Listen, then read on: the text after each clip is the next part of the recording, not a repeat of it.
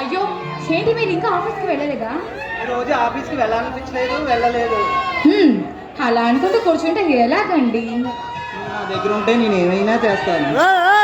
అబ్బా చాలే ఊరుకోండి, మీకు ఎప్పుడు ఆభ్యాసేనా? తెలుసు తప్పించి తోలేక దేవతలు సైతం దాసోహం అన్నారుగా. ఇలా రాజానికి శ్యామండి శ్రీవారు, మనకి పెళ్ళయి 6 సంవత్సరాలు అవుతుంది. తీరిక కూర్చొని కబుర్లు చెప్పుకోవడానికి మీరు కొత్త పెళ్లి కొడుకు కాదు, నేను కొత్త పెళ్లి కూతురుని కాదు. కొత్త పెళ్లి కూతురులాగానే కనిపిస్తున్నా. చాలే ఊరుకోండి, మీరు ఇంకా ఏమన్నా బుజ్జి పాపాయి అనుకుంటున్నారా? నీ సమక్షంలో నేను ఎప్పుడు ఇచ్చాను పాపాయినిగా.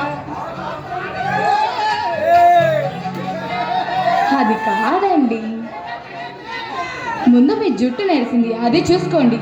అబ్బా నన్ను ఆడపడిచిన ఉద్దేశం, మాటలతో కాలక్షేపం చేస్తున్నావు.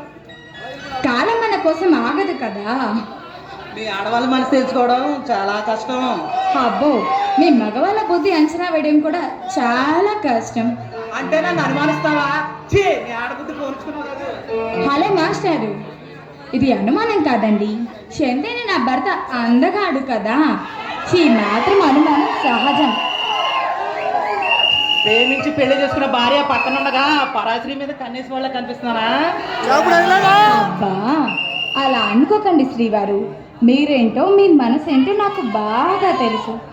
దానికి మనం కొత్తగా ప్రేమలో పడ్డ రోజులు జ్ఞాపకం ఉన్నాయా? అవి ఎలా మర్చిపోతానండి. మీరు ఆఫీస్కి వెళ్ళిన టైంలో ఆ మధురానుభూతులన్నీ నా మనసును చుట్టుముట్టి నాకు గిలిగింతలు పెడుతుంటాయి.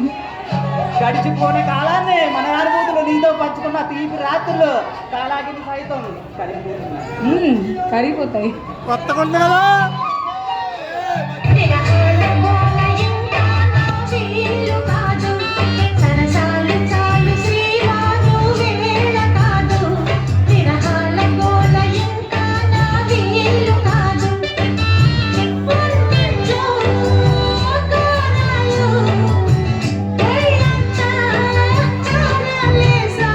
చురుకైన ఏడు వద్దన్న ఊరుకోదు, విరజాజి పూలు వంటింట్లో ఆడరాదు.